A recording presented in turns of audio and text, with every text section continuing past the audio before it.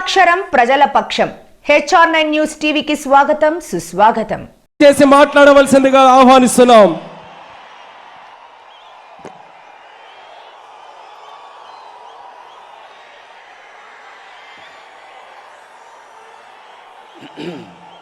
అందరికీ నమస్కారం. ముందుగా వేదిక మీద ఉన్న తెలుగుదేశం పార్టీ జాతీయ అధ్యక్షుడు శ్రీ నారా చంద్రబాబు నాయుడు గారికి, అలాగే జనసేన పార్టీ అధ్యక్షులు సోదరుడు పవన్ కళ్యాణ్ గారికి, తెలుగుదేశం పార్టీ రాష్ట్ర అధ్యక్షులు అచ్చెన్నాయుడు గారికి, తెలుగుదేశం పార్టీ జాతీయ కార్యదర్శి నారా లోకేష్ బాబుకి, అలాగే Janasena political advisory committee chairman Nadendla Manohar గారికి,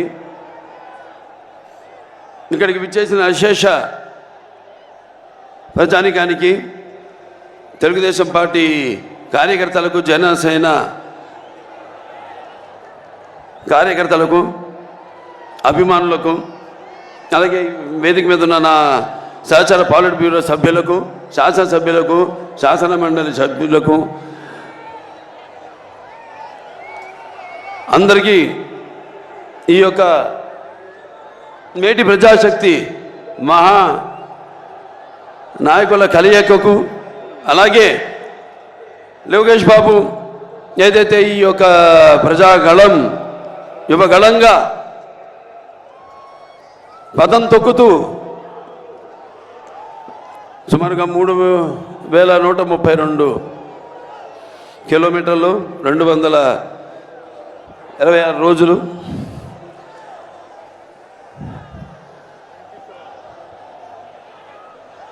తన పాదయాత్రను కొనసాగిస్తూ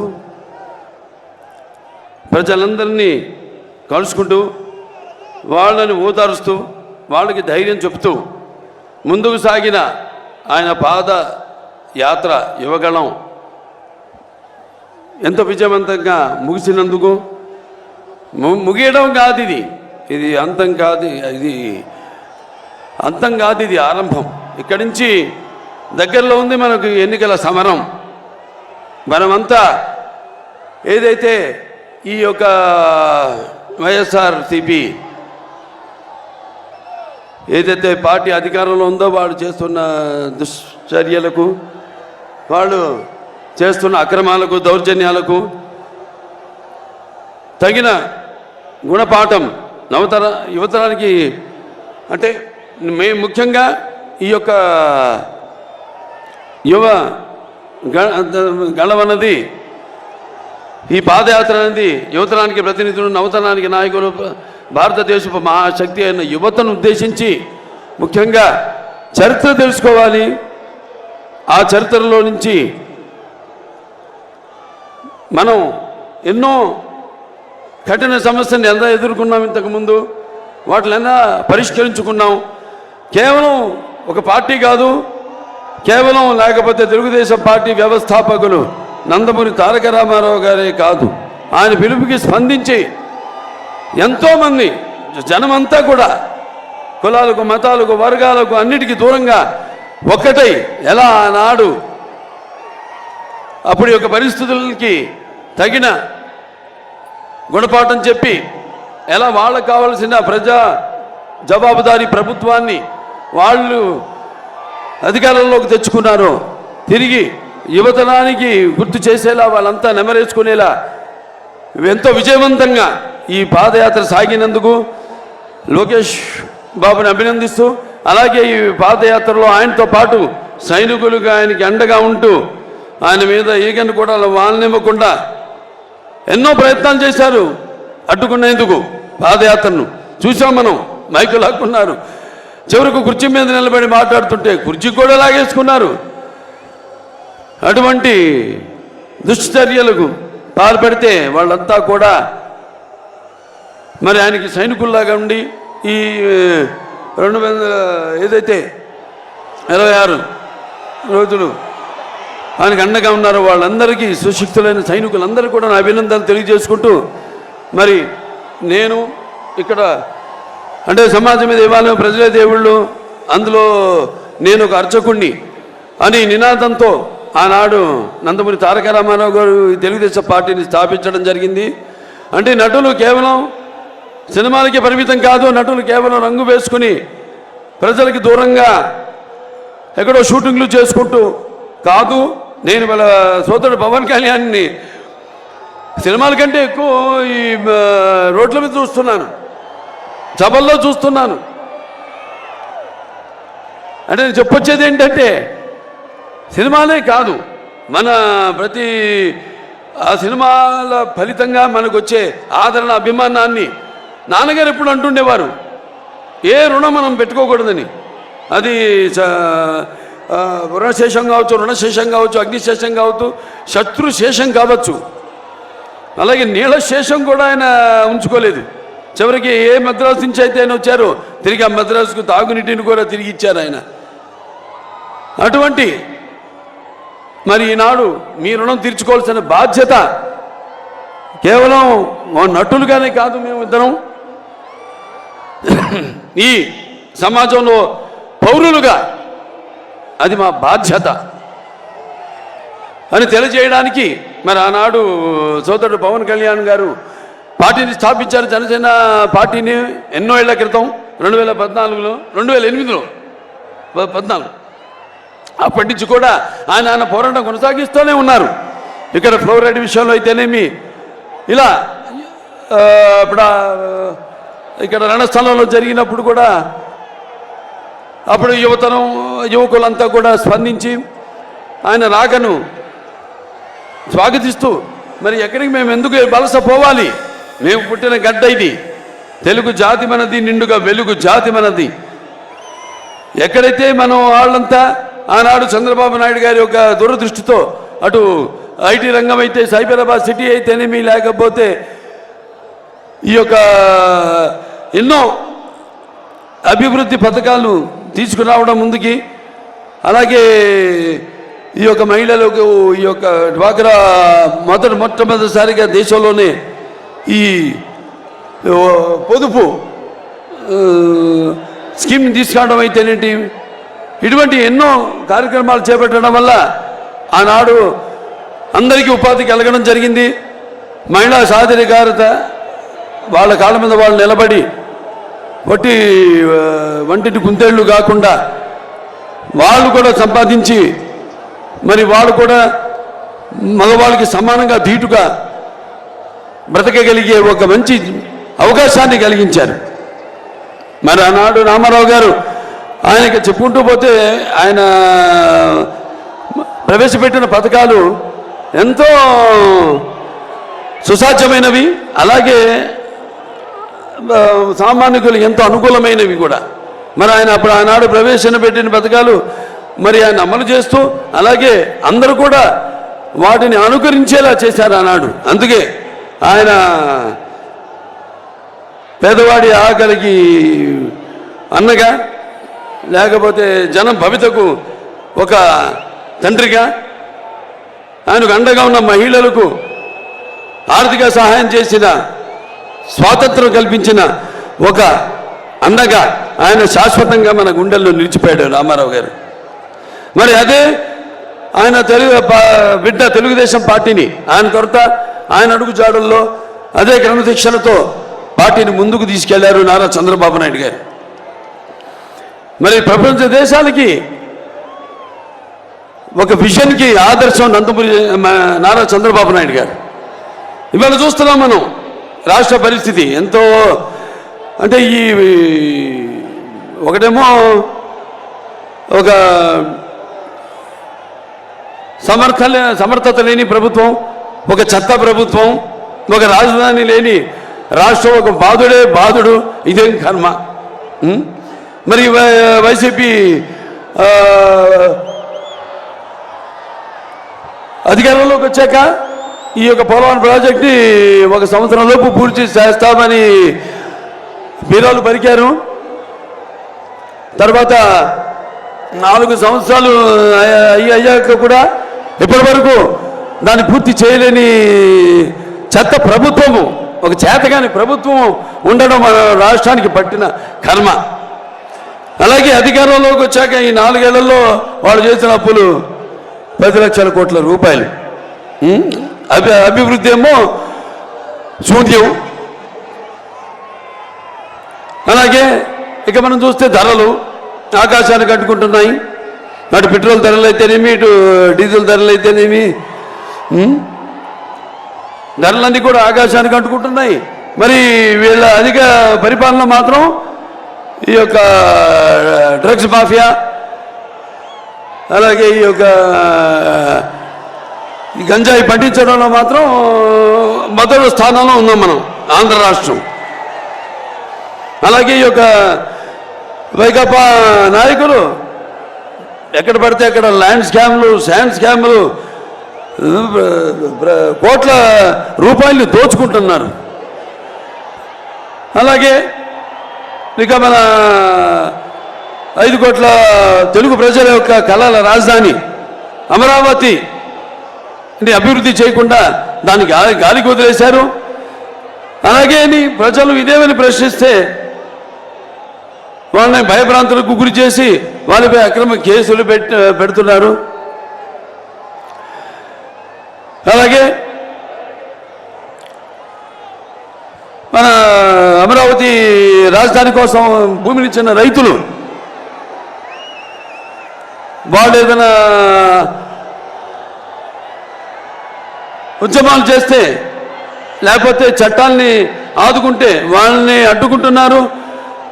వాళ్ళు ఈ యొక్క ఉద్యమాన్ని కొనసాగకుండా వాళ్ళపై అక్రమ కేసులు పెట్టడం, వాళ్ళని కూడా అరెస్ట్ చేయడం జరుగుతుంది. ఇవాళ మనం చూస్తున్నాం అన్ని రంగాల్లో మనం వెనకబడిపోయాం. పరిశ్రమలు రావట్లేదు, యువతకు ఉపాధి లేదు. మరి ఈరోజు మనం ఆనాడు పొదుపు సంఘాలు ఏదైతే చంద్రబాబు నాయుడు గారు ప్రారంభించారో, మన ఆశా కార్మికులు కానివ్వండి, లేకపోతే మన డ్వాక్రా మహిళలు కానివ్వండి, వాళ్ళందరి పైన వాళ్ళకి ఎన్నో వాగ్దానాలు చేసి ఆ పాదయాత్రలో జీతాలు పెంచుతామని, టీఎల్ లేవు, డిఏ లేవు, అసలు మన పోలీసులకు వస్తే వాళ్ళకి అలవన్సులు లేవు, ఏజెన్సీ అలవన్సులు లేవు, ఏమీ లేవు. అందరిపై పెత్తనం చెల్లించడం, యథరాజా తథా ప్రజలాగా ఇక తప్పని పరిస్థితుల్లో అందరూ కూడా అటు అలా ప్రవర్తించాల్సిన ఒక పరిస్థితిని వాడు సృష్టించారు. ఇవాళ హిందూపురం ఉంది, నేను ఇక్కడ ఎమ్మెల్యేని. అక్కడ మేము ఒక ప్రభుత్వ ఆసుపత్రిని బ్రహ్మాండంగా కార్పొరేట్ లెవెల్లో దాన్ని అభివృద్ధి చేయడం జరిగింది. మరి ఈనాడు చూస్తే కుక్కలు, పందులు ఇవన్నీ తిరుగుతున్నాయి లోపల. డయాలసిస్ యూనిట్స్ పెట్టాం, 12 డయాలసిస్ యూనిట్స్. ఇవాళ అభివృద్ధి పనులను కూడా మేమే చేసుకోవాల్సి వస్తాను. నేను, మా నాయకులు అయితేనేమి, మా కార్యకర్తలు అయితేనేమి. అక్కడ రోడ్ల నుంచి కూడా వీళ్ళు ఒక్క రోడ్డు వేసిన పాపానికి పోలేదు, ఒక్క లింక్ రోడ్డు వేసిన పాపానికి పోలా, ఒక్క గొయ్యి కూడా మడితో పుడిచిన పాపానికి పోలేదు. శ్రీశ్రీ గారు అన్నారు, ఏ యుద్ధం ఎందుకు జరిగిందో, ఏ రాజ్యం ఎన్నాడుందో తారీఖులు దస్తావేజులు కాదో ఈ చరిత్రకు అర్థం. నైలు నది నాగరికతలో సామాన్యుల జీవనం ఎక్కడ, తాజ్మహల్ నిర్మాణానికి రాళ్ళెత్తిన కూలీలు ఎవరన్నది ముఖ్యమని. ఏ దేశ చరిత్ర చూసినా ఏముంది గర్వకారణం, ఈ మానవ చరిత్ర సమస్తం పరపీడ పరాయత్వం. ఏ దేశ చరిత్ర చేసినా ఏముంది, మా ఒక బానిసలుగా చేయడం ప్రజల్ని, అలాగే నరాంతకులు చరిత్రలో ప్రసిద్ధి గాంచడం అని. ఇవాళ అదే జరుగుతుంది మన రాష్ట్రంలో. ఒక సైకో ఇవాళ శునకపు సింహాసనంపై, కనకపు సింహాసనంపై శునకమన్న రీతిలో ఇవాళ పెత్తనం చలాయిస్తున్నాడు ఈ రాష్ట్రంలో. ఓ పని చేద్దాం, లేదంటే ఇవాళ చంద్రబాబు నాయుడు గారు వేసిన బీజం హైదరాబాద్లో ఐటీ అభివృద్ధి కానీ, సైబరాబాద్ కానీ, లేకపోతే ఈ గ్రీన్ఫీల్డ్ ఎయిర్పోర్ట్ కానివ్వండి, లేకపోతే ఫ్లైఓవర్లు కానివ్వండి, వీటిలన్నింటినీ మిగతా ప్రభుత్వాలు ఏమీ వాటి జోలికి వెళ్ళలేదు. అభివృద్ధి పదం, అభివృద్ధి అనేది జరుగుతూ ఉంటుంది. అది ఈ దేశంలో ఎక్కడైనా అభివృద్ధి జరుగుతుందంటే అది ఇక్కడ హైదరాబాద్. ఆ తర్వాత మన జగన్ని అక్కడికి ఒకసారి పంపిస్తే ఓ ముఖ్యమంత్రిని వాడు చేస్తే విధ్వంసం, కష్టం, నష్టం అనేది ఎలా ఉంటుందో ఒకసారి తెలుస్తుందని మీ అందరికీ తెలియజేసుకుంటున్నాను. అక్కడే రాకముందే సరిహద్దుల్లోనే కాల్చిపారదొబ్బుతారు అసలు రానికుండా. అంటే నేను అనేది ఏంటంటే అటువంటి ఒక ఉద్యమం రావాలి మీ అందరిలో. ఇవాళ మీ భవిష్యత్తు మీ చేతుల్లో ఉంది, మీ బిడ్డల భవిష్యత్తు మీ ఓట్లలో ఉంది, మీ యొక్క రాష్ట్రం భవిష్యత్తు మీ ఓటుల్లో ఉంది. అందరూ ఉద్యమించాలి. కులాలు మతాలు ఇవి కాదు. రక్తానికి జాతి లేదు, మాంసానికి మతం లేదు, చర్మానికి కులం లేదు, ఇవి కాదు మనకి కూడుపెట్టేవి. ఇవాళ అందరూ మన ఆంధ్ర రాష్ట్రం వైపు చూసి అభియానాలు చేస్తున్నారు, నవ్వుతున్నారు. కొంతమంది అయితే అసలు చాలా మటుకు అసలు ఆంధ్ర రాష్ట్రం గురించి పల్లెత్తు మాట అంటలేదు. రేపు ఇదే కొనసాగితే నేను హెచ్చరిస్తున్నాను, ప్రపంచ పటంలో కూడా మన ఆంధ్ర రాష్ట్రం ఉండదు అని సభాముఖంగా మీకు తెలియజేసుకుంటున్నాను. ఆనాడు ఎంతోమంది పొట్టి శ్రీరాములు గారు అయితే నీతి అమరజీవి అందరూ కూడా ఒక తెలుగు వారికి ఒక ప్రత్యేక రాష్ట్రం కోసం పోరాడారు. అలాగే ఆంగ్లేయులు గుండెను ఎదురొట్టారు, స్వాతంత్ర పోరాటంలో పాల్గొన్నారు. తారక రామారావు గారు ఏదైతే చిన్నపు చూస్తున్నారో మన తెలుగు జాతిని ఆత్మగౌరవం కోసం ఆయన తెలుగుదేశం పార్టీని స్థాపించారు, తెలుగు వాళ్ళకు ఒక గుర్తింపు తీసుకొచ్చారు. అలాగే మన చంద్రబాబు నాయుడు గారు తెలుగు వాళ్ళలో ఒక ఆత్మవిశ్వాసాన్ని పెంచారు. వాళ్ళ తెలివితేటల్ని ప్రపంచవ్యాప్తంగా ఆయన తెలియజేశారు. మరి ఇప్పుడు పరిస్థితి వాళ్ళ చాలా దారుణంగా ఉంది. ఇక ఇక సమయం లేదు మిత్రమా. నిజమా వీరస్వర్గమా అని తేల్చుకునే పరిస్థితి ఇప్పుడుంది. అందరూ కూడా ఇదంతా గమనించండి. గమనించట్లేదని కాదు, గమనిస్తున్నారు. కానీ ఈ యొక్క ఉచిత పథకాల మాయలో పడవద్దు మీరు. ఎందుకంటే ఆనాడు చంద్రబాబు నాయుడు అంత అభివృద్ధి చేశారు. ఈరోజు నేను చెప్పినట్టు రాష్ట్రంలో జరుగుతుంది ఏమీ లేదు. సర్వనాశనం, కష్టం, నష్టం. అది విద్యలో కానివ్వండి, వైద్యంలో కానివ్వండి, లేకపోతే గుడిలో కానివ్వండి, బడిలో కానివ్వండి, అన్ని విధాలుగా అన్ని రకాలుగా ఈ రాష్ట్రాన్ని సర్వనాశనం చేస్తున్నాడు ఈ సైకో. వాళ్ళలో కూడా ఉంది, వాళ్ళ పార్టీలో కూడా. ఇవాళ ఎంతోమంది ఎమ్మెల్యేలు వాళ్ళు కొంతమంది లిస్టు ప్రకటించడం జరిగింది. మళ్ళీ ఎవరెవరో వర్గాలు వాళ్ళ సీట్లు మాత్రం మార్చలేదు. మీరు నమ్ముకున్నారు కొన్ని వర్గాలు ఆ పార్టీని, వాళ్ళని మాత్రం మార్చారు. సో సామాజిక న్యాయం ఎక్కడ జరుగుతుంది అని నేను ప్రశ్నిస్తున్నాను. మీరు ఆత్మపరిశీలన చేసుకోండి, ఏం జరుగుతుంది ఇక్కడ అన్నది. ఉద్యమిద్దాం అందరూ. ఆనాడు నేను చదువుకున్నప్పుడు నా పాఠ్యాంశంలో ఒక ఫ్రెంచ్ మహారాజు లూయి ద 16 ఇలాగే ఈ పిచ్చోళ్ళగే తాడపల్లికి అదే అతని సామ్రాజ్యం ఏదో కూపస్థ మండుకంలాగా కప్ప బావి తన ఉన్న బావే తన సర్వస్వం అనుకుంటుంది, తన ప్రపంచం అనుకుంటుంది.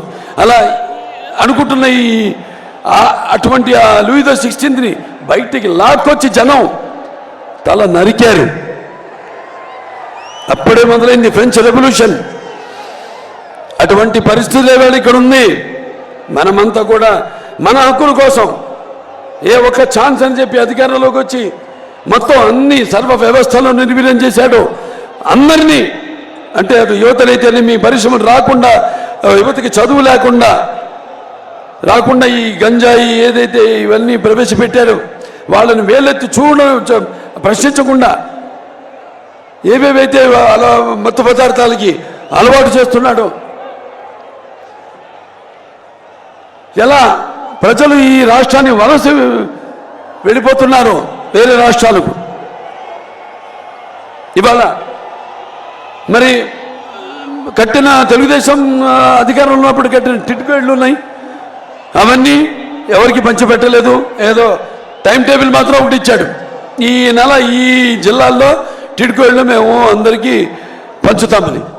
ఇప్పటిదాకా ఒక్క ఇల్లు పంచిన పాపానికి పోలేదు. ఎవరు చెప్పాను నేను చాలా సందర్భాల్లో. ఇప్పుడు ఇచ్చినా కూడా మీరు వెళ్ళే మీరు నివాసయోగ్యమైన ఇల్లు కావాలి. దయచేసి వెళ్ళకండి, తీసుకోకండి ఆ ఇల్లు. అతనికి కావాల్సింది అతను చూపిస్తున్నంత బూటకపు ప్రేమ. మళ్ళీ ఎలక్షన్లు వస్తున్నాయి, బోర్డని పథకాలు అందరికీ ప్రకటిస్తున్నాడు. ఇదిగో మళ్ళీ వచ్చాక కాదు, ఇప్పుడున్న ఇప్పుడు అయిపోతున్నాయి, ఇంకా 3 నెలల్లో ఎన్నికలు రాబోతున్నాయి మనకి. ఈ మొత్తం ఉన్న 5 సంవత్సరాలు ఎక్కడ చచ్చాడని, ఏం చేశాడని, ఎవరిని ఉద్ధరించాడని, ఈ రైతులు ఏదైతే అమరావతి రైతులు వాళ్ళ భూముల కోసం ఉద్యమిస్తున్నారో వాళ్ళందరినీ పెయిడ్ ఆర్టిస్టులు అన్నాడు. మరి మొన్న ఇక్కడ విశాఖపట్నంలోనే ఈ యొక్క కన్వెన్షన్ జరిగింది, ఈ యొక్క ఇండస్ట్రియల్ కన్వెన్షన్, పరిశ్రమల కన్వెన్షన్ జరిగినప్పుడు మేము అడిగాం, అసెంబ్లీ సాక్షిగా అడిగాం, ఏమయ్యా ఎంతమందితో ఎంఓయూ అయింది, ఎంతమందితో అగ్రిమెంట్ అయ్యారు మీరు, దానివల్ల మన రాష్ట్రానికి ఎంత రాబోతుందని అడిగితే దానికి జవాబు లేదు. అది ముందు ప్రవేశపెట్టలేదు మా సభ్యుల ముందు. సో ఇలా గమనించండి అందరూ. మరొకసారి ఈ యొక్క ఉచిత పథకాల మాయలో పడి మీ యొక్క తెలివిని, మీ జ్ఞానాన్ని, మీ విజ్ఞానాన్ని మీరు పాడు చేసుకోకండి. ఇక మనం భయపడాల్సిన పని లేదు. నేను చెప్పాను, అందరం మనం ఉద్యమిద్దాం. ఇవాళ జనసేన పార్టీ అలాగే తెలుగుదేశం పార్టీ కలిసి ఉమ్మడిగా ఈ యొక్క మహాప్రజాశక్తుల ఈ యొక్క కలయిక ఇవాళ బ్రదర్ని నేను అభినందిస్తున్నాను. ఆయనకి నాకు చాలా స్వరూపాలు ఉన్నాయి. ఆయన ముక్కుసూటి మనిషి, నేను ముక్కుసూటి మనిషి. ఏమున్నా కూడా కుండ బద్దల్లో కొట్టేటట్టు మాట్లాడే స్వభావం మాది. ఎంతకైనా తెగిస్తాం. ఇక ముందు మేము తప్పకుండా ఏదైతే లోకేష్ బాబు చేపట్టిన ఈ యొక్క యువగణం పాదయాత్ర స్ఫూర్తి ఏదైతే యువత పొందారో, వాళ్ళకు ఒక నమ్మకం కలిగిందో, ఈ అన్ని సంగమాలన్నీ కూడా కలిసి సంగమించి రేపు రాబోతున్న ఎన్నికల్లో తిరిగి మనకు పునర్వైభవం మనం తీసుకురావాలని, మన జాతికి అయితేనేమి, అలాగే మన భవితకు అయితేనేమి, మన పిల్లల భవితకు అయితేనేమి, మన రాష్ట్ర భవితకు అయితేనేమి, మనందరం కూడా కలిసి ఉద్యమిద్దాం, విజృంభిద్దాం. ఎవరడ్డు వస్తే ఎటువంటి సమాధానం చెప్పాలో చెప్తామని ఈ సభాముఖంగా తెలియజేసుకుంటూ మీ అందరి నుంచి సెలవు తీసుకుంటున్నాను. జై తెలుగుదేశం, జై ఎన్టీఆర్, జై చంద్రబాబు నాయుడు.